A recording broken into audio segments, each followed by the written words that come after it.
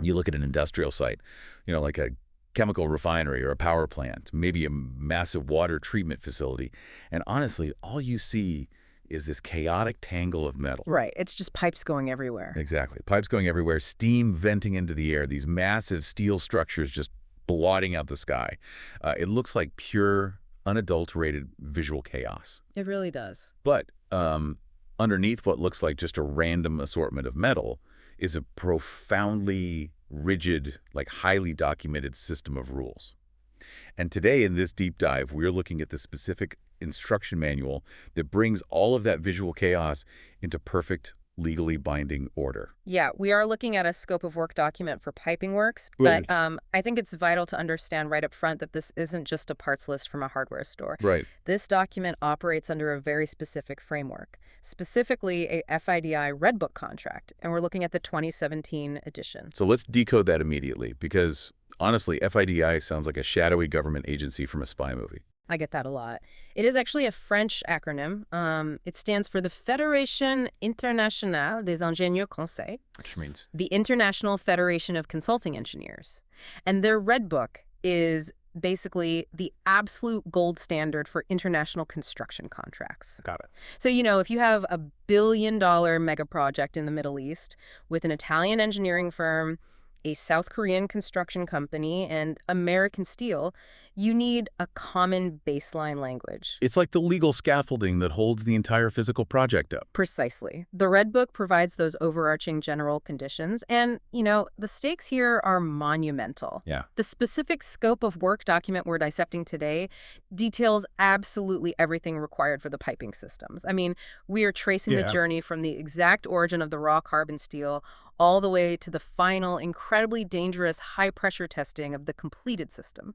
Well, before anyone even thinks about striking a welding arc or, renting a crane, you have to establish how the work actually gets paid for. Always follow the money. Right, because how people get paid dictates human behavior on the job site. Oh, the pricing structure dictates absolutely everything. So this contract is set up on a lump sum or unit rate basis, and for this specific project, the currency is the euro. Yeah, I've seen these pricing schedules in our source materials. They use these WBS codes work breakdown structures, right? Yes, WBS codes. They use them to categorize everything. So say you have WBS Section PA-PO01. The contractor puts a price next to a specific unit of pipe, but that rate is a composite. It's not just the cost of raw steel sitting on a pallet somewhere. Not at all. The unit rate obviously has to cover material costs, labor costs, and specific man-hours per unit, but it also has to cover all the invisible costs. Invisible costs like what? Well, the contractor's single unit rate has to include the shop fabrication, the temporary scaffolding to even reach the pipes, the quality control inspections, their corporate overheads, and obviously their profit margin, all baked into that one number. Let me push back on this a bit, though. Say a contractor gets out to the actual site. They realize they miscalculated the logistics, and they need to build an extra 50 feet of scaffolding just to reach a really tricky section of pipe. Okay. Or they mess up a weld and have to spend 2 days cutting it out and redoing it. I mean, they can't just send the client a bill for that extra time and material. They absolutely cannot. Really. It is all about risk allocation. The unit rate forces efficiency because the contractor is bearing the financial risk of those mistakes. Oh, they just eat the cost. Exactly. The document explicitly states that if the contractor leaves a line item blank or zero rated on the pricing schedule, they are legally deemed to have included that cost somewhere else. Oh, wow. Yeah, there are absolutely zero freebies. So if you forget to price in the crane rental for a heavy lift, you are paying for the crane out of your own profit margin. Yep. That is a brutal incentive to get the math right the first time. It really is. And, governing all of this physical work is a strict hierarchy of technical rules. The engineering standards dictate that ASME, the American Society of Mechanical Engineers, literally writes the codes here. So they set the physical rules. Right. Specifically, ASME B31.3 is the code for process piping, while ASME B31.1 governs power piping. They essentially encode the laws of physics into these engineering rules. But wait, what happens when the highly specific scope of work says one thing, But the overarching FIDI general conditions say something else, because that has to happen on projects this big. Oh, it does. But the contract has a mechanism for this under subclause 1.5, which outlines the priority of documents. Okay, I think of this kind of like a legal constitution. Like a local city ordinance can't override a federal constitutional right. That's a great way to look at it. So a specific technical detail in the piping scope cannot accidentally overwrite the overarching legal framework of the FIDIC Red Book. Exactly. The general conditions rule supreme. It ensures the legal foundation of the project isn't accidentally compromised just because an engineer tweaked a pipe specification. That makes total sense. So if the contractor is punished financially for wasting materials or making mistakes, they need absolute control over the physical materials. They do. Let's track the physical journey of the steel, because we're talking about carbon steel pipes here, and the sheer scale is just staggering. Oh, yeah. The supply ranges from tiny, like quarter-inch instrument tubes up to massive 44-inch diameter pipes. And the pressure these pipes will eventually be under is immense. I mean, the flanges, those are the heavy metal rims used to bolt different pipe sections together. They range from a standard 150-pound class up to a 2,500-pound pressure class. To handle that kind of explosive pressure, traceability has to be everything. It is the most important thing. Every single piece of steel, every pipe, every fitting must carry a mill test certificate. It's essentially a birth certificate for a piece of metal. That's exactly what it is. That certificate traces the steel back to its specific heat or lot number. It proves exactly which vat of molten metal that specific pipe was born in. So, if a pipe bursts 5 years from now, the engineers don't just stand around scratching their heads. No, they don't. They pull that heat number, check the exact chemical composition of that original batch of steel, and figure out if there are 100 other pipes from that same batch waiting to fail somewhere else in the plant. Right. It is about total accountability and disaster prevention. And, that rigid control extends right into how the pipes are actually assembled. How so? Well, you don't just dump straight lengths of pipe into a muddy trench and tell a guy to start welding. The scope of work heavily emphasizes shot fabrication. This is where they build what are called spools, right? Like pre-assembled sections of pipe and fittings. Exactly, spool. I've heard this compared to like mise en place in a commercial kitchen. You chop your onions, measure your spices, and prep your proteins in a clean, controlled environment before you ever turn on the stove. I like that analogy. Here, you build these complex pipe chunks, the spools, in a controlled shop.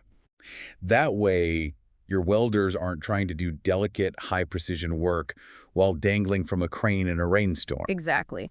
The shop environment allows for incredible precision, which is honestly mandatory.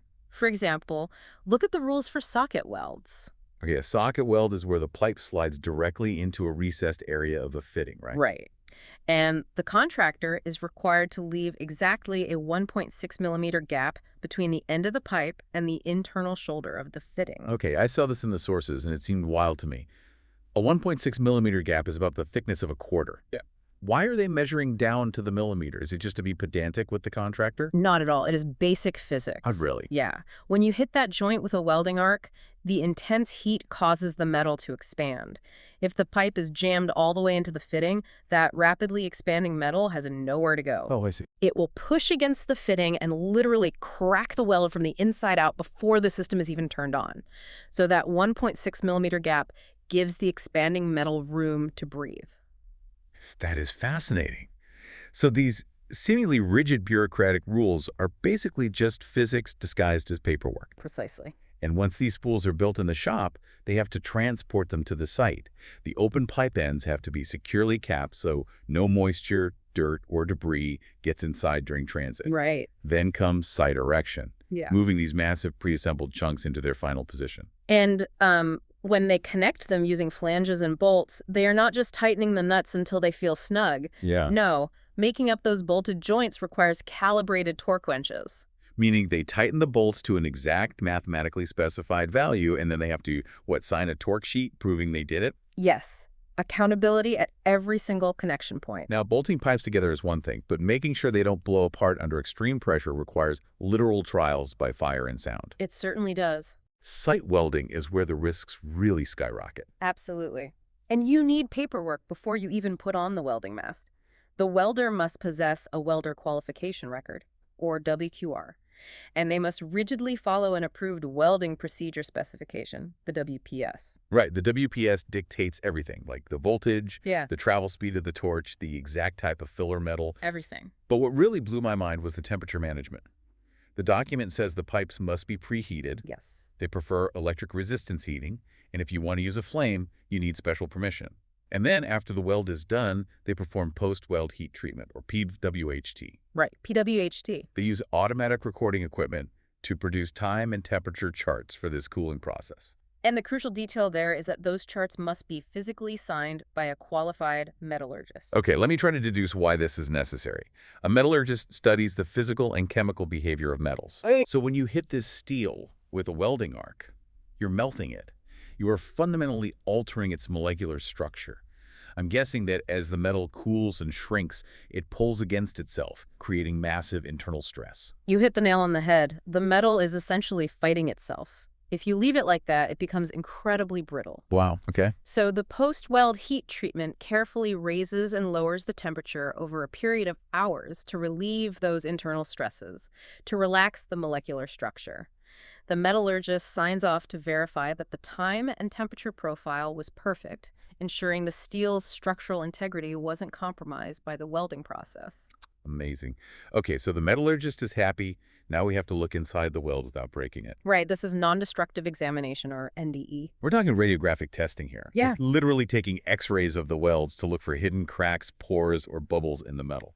Yep. And ultrasonic testing.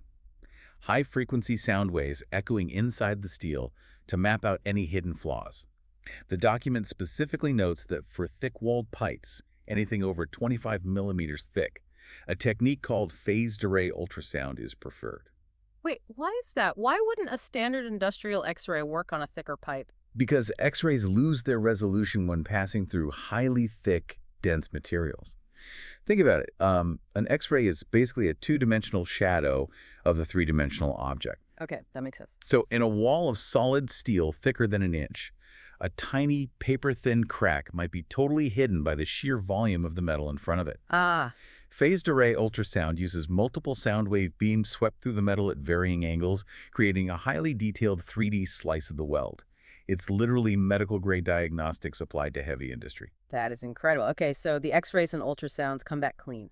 The steel is sound. The final trial is the hydrostatic test. The big one. This is where the tension on site really spikes, I imagine.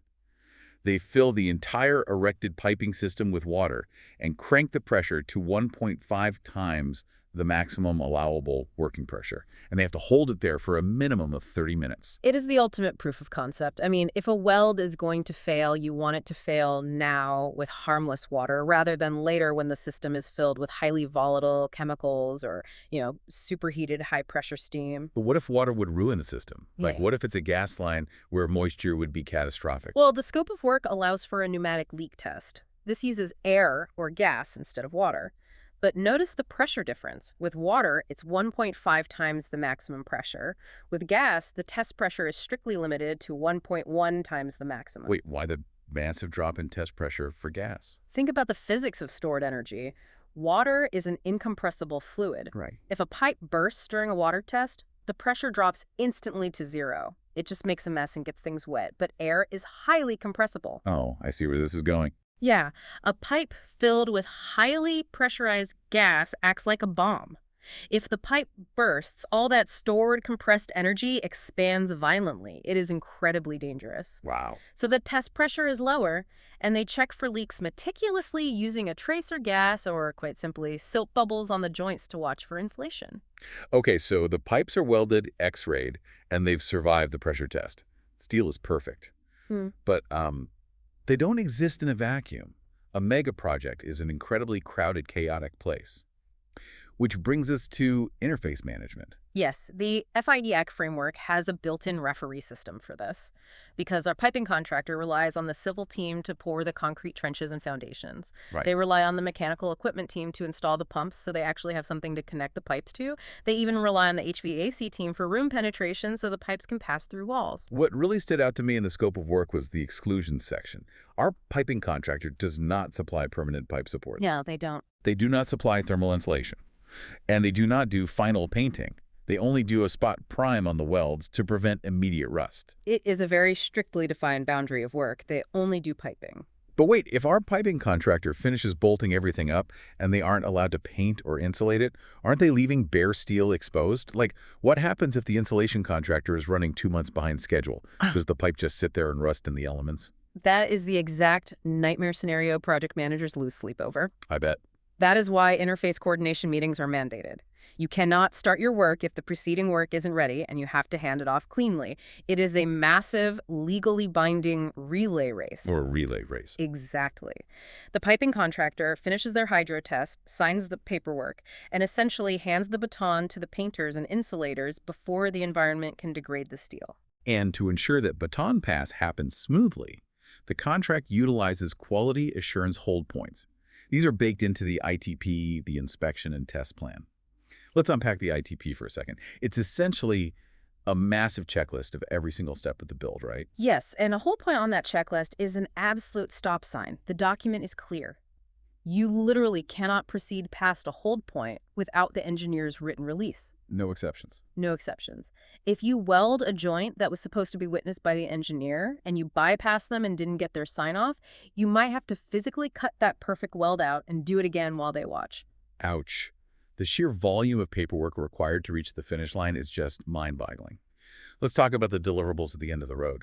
They have to submit as-built P&IDs. That stands for piping and instrumentation diagrams. Right. The design drawings show what the engineers plan to build.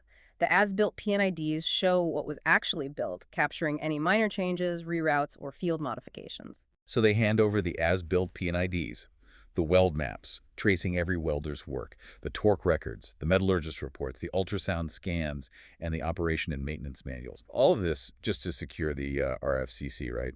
The request for certificate of completion. Yep. And ultimately, the taking over certificate, or TOC, that is the legal document that officially transfers control and risk of the finished system from the contractor back to the client. Wow. Let's just recap the journey of a single pipe on this project. It starts as a simple line item on a euro-based unit rate schedule. Just a blank space where a contractor accepts the financial risk to supply and build it. Exactly. Then it becomes a physical certified piece of carbon steel carrying a mill test certificate tracking its molecular birth. And then it travels to a fabrication shop where it is cut and socket welded with exactly a 1.6 millimeter gap to outsmart thermal expansion.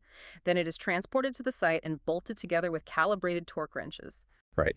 It is forged in the fires of preheating and site welding, structurally analyzed by a metallurgist after hours of stress relief heating, and mapped with medical-grade phased array ultrasound. Yes. Then it is filled with water and pressurized to 1.5 times its limit for 30 agonizing minutes.